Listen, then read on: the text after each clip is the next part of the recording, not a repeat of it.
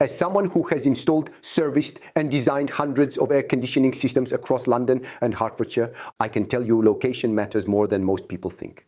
A mini-split is not just something you place where it looks neat on the wall.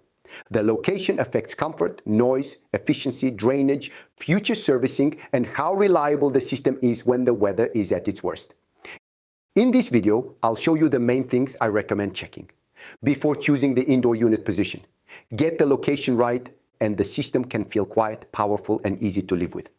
Get it wrong, and you may end up with weak cooling, annoying drafts, visible pipework, pump problems, water leaks, or expensive changes later. You only choose this position once, so it is worth choosing it properly.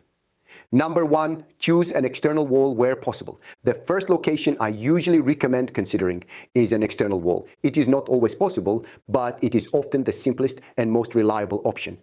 When the indoor unit sits on an outside wall, the pipework, drain, and cable can usually pass directly through to the outside. That normally means a cleaner installation, a shorter pipe route, and fewer hidden problems in the future. The biggest advantage is drainage. Air conditioning removes moisture from the air, and that water needs somewhere safe to go. If the unit can drain naturally to the outside, you often avoid needing a condensate pump. I recommend avoiding a pump unless the design genuinely needs one, because the pump is another part that can block, make noise, need servicing, or eventually fail. A pump can be useful in the right situation, especially on internal walls or awkward layouts, but I would not design around one unnecessarily. Before agreeing to a position, I recommend asking one simple question. Where will the condensate go? And can it get there safely and reliably? Number 2, think about pipework before you pick the wall. A common mistake is choosing the indoor unit position first, then realizing the pipework has no sensible route. The indoor unit must connect to the outdoor unit. That connection usually includes refrigerant pipework, a communication cable, and a condensate drain. Those services need a real route through the building or around the outside of the property. They cannot disappear just because a position looks tidy indoors. I recommend choosing a location that allows a clean and practical pipe route. Shorter and simpler is usually better than long, complicated, and hidden. Hidden pipework can look great on day one, but it can be harder to inspect. If there is ever a leak, blockage, or fault, external trunking may not sound exciting, but when it is positioned neatly, it can make servicing much easier later. The best installations are not just neat. They are designed so the important parts can still be accessed in the future. Number 3, make sure the unit can blow air properly. Once the pipe route makes sense, the next question is comfort. The indoor unit has to move air around the room properly.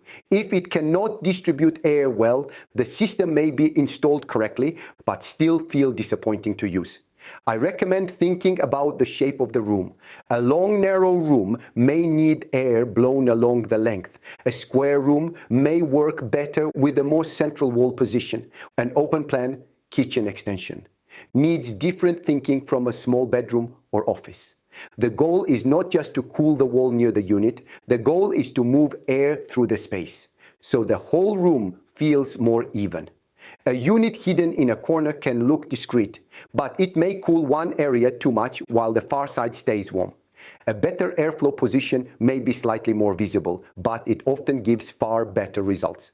I recommend choosing performance over hiding the unit in a position that cannot do the job properly. Number 4, avoid blowing cold air directly at people. Good air conditioning should make the room comfortable. It should not make people feel blasted by cold air. One of the biggest placement mistakes I see is putting the unit directly in front of a bed, sofa, desk, or dining table. That may cool the room quickly, but it can also create constant draft complaints. In a bedroom, cold air blowing directly onto the bed can become uncomfortable during the night. In a living room, one person on the sofa may feel freezing, while the rest of the room still feels warm. In a home office, airflow over a desk can become irritating after a few hours. I recommend positioning the unit so it mixes air through the room rather than firing straight at people. Also think about glass and heat sources, large windows, bifold doors, roof lights. And sunny loft rooms can change how the room heats up. A good position considers where the heat enters the room, not just where the unit looks neat. Number 5, check clearance and maintenance access. Clearance is a detail many people miss. Every indoor unit needs space around it for air intake, air discharge, and servicing. The manufacturers normally specify 15 centimeters around the unit and 2.3 meters from the floor. Those clearances help the system breathe properly, open properly, and remain serviceable. If the unit is too close to the ceiling, airflow can be restricted. If it is boxed in by wardrobes, curtains, shelves, or bulkheads, performance and maintenance can suffer. I recommend checking access before the unit is installed. Someone will need to clean filters, remove covers, and service the system later. A unit fitted high above a stairwell may seem fine during building work, but it can become a problem once scaffolding is gone. Poor access often leads to poor maintenance. Poor maintenance can lead to smells, weak airflow, extra noise, and avoidable breakdowns. A good location should work not just today, but 5 or 10 years from now. Number 6, final expert checklist. Before choosing a mini-split location, I recommend checking these 7 points. 1. Can the unit drain safely? 2. Can the pipework reach the outdoor unit cleanly? 3. Will the unit move air across the room properly? 4. Will it avoid blowing directly onto people? 5. Does it have enough clearance around it? 6. Can it be serviced safely and practically? 7. Does the outdoor unit location also make sense? A rushed installation focuses on getting the unit on the wall. A better installation considers comfort, drainage, noise, airflow, servicing, and long-term reliability. 2 identical air conditioning units can perform very differently, depending on where they are positioned. One can cool quickly, run quietly, and remain easy to maintain.